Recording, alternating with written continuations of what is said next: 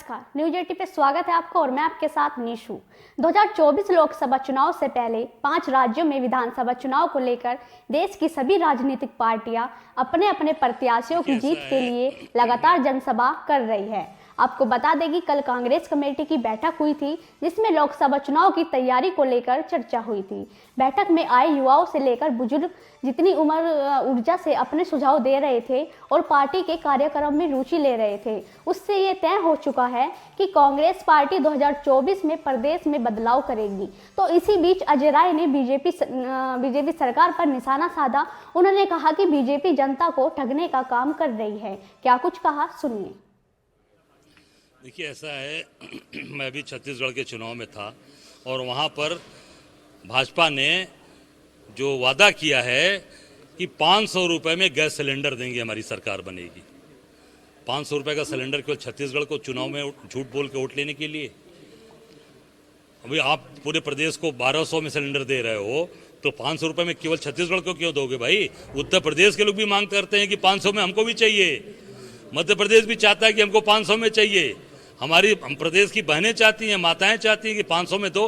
केवल छत्तीसगढ़ को दे रहे हो आप। केंद्र में आपकी सरकार है, प्रदेश सरकार में जो है, अगर वो बोलेगा तो एक बार बात मान सकते हैं, पर जो केंद्र में बैठा हुआ सरकार में बैठा हुआ व्यक्ति वो कहता है कि छत्तीसगढ़ में सरकार बनाओ, 500 में ले लो। अभी आपने कहा ना कि राजस्थान में भी सब्सिडी की बात कर रहे हैं, तो चुनाव के पहले क्यों नहीं सब्सिडी दिया?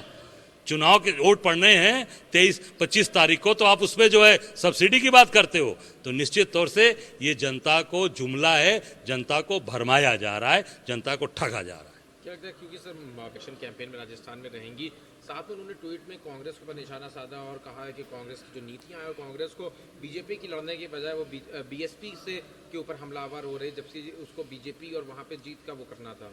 देखिए, ऐसा है कि बसपा के बारे में तो आम जनता के अंदर चर्चा हो चुकी है ना।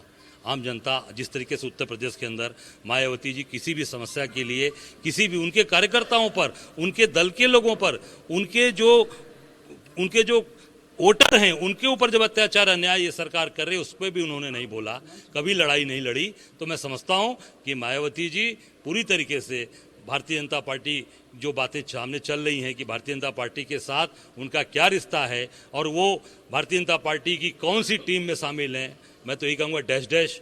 अब ये आप समझ सकते हैं कि उनका क्या रिश्ता उनके साथ है। एक और सवाल है, अभी जिस तरह से इलेक्शन के लाभ ये है कि हम किसी भी धर्म को या किसी भी जाति को टारगेट करने के लिए नहीं, बल्कि सबको बराबर के अधिकार के लिए यूनिफॉर्म सिविल कोड की हम बात कर रहे हैं। देखिए, ऐसा है, आप काम करिए, आपको सरकार में सत्ता में आप मिले हो, आप काम करो, महंगाई, बेरोजगारी, भ्रष्टाचार दूर करो। मैं समझता हूँ जब लोगों को रोजगार दोगे, काम दोगे, अपने आप लोगों में समानता आ जाएगी, अपने भाईचारा पैदा हो जाएगा। किसी कानून के तरफ या किसी के बांधने की जरूरत नहीं पड़ेगी। जब रोजगार दोगे, काम दोगे, व्यापार दोगे, लोगों को भाईचारे की भावना दोगे, अपने आप सारे लोग आपको पसंद करेंगे। केवल डिवाइड एंड रूल कर से काम नहीं चलने वाला।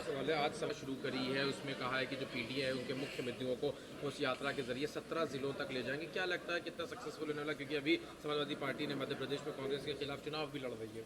देखिए, समाजवादी पार्टी हो चाहे अन्य दल हो, अपने पार्टी के लिए काम ये लोग अलग अलग करते हैं। मैं समझता हूँ कि इनको जब शासन सत्ता में थे तब इनको आगे बढ़कर जनता में काम करना चाहिए। तो समय निकल गया है, अब तो केवल जो है चिल्लाने से, बोलने से नहीं होगा। अब तो मुझे लगता है कि जब काम करने का समय निकल गया, अब ये कोई यात्रा करें, कहीं भी जाए, कोई फर्क नहीं पड़ने वाला। एक आखिरी सवाल है, उन्होंने भगवान को और माँ लक्ष्मी को लेकर फिर से एक टिप्पणी करी है। नहीं, ये स्वामी प्रसाद मौर्य को इस तरीके की भाषा का इस्तेमाल नहीं करना चाहिए। माननीय उच्च न्यायालय ने भी उनको सीख दिया है, माननीय उच्च न्यायालय ने भी काफ़ी फटकार लगाई है।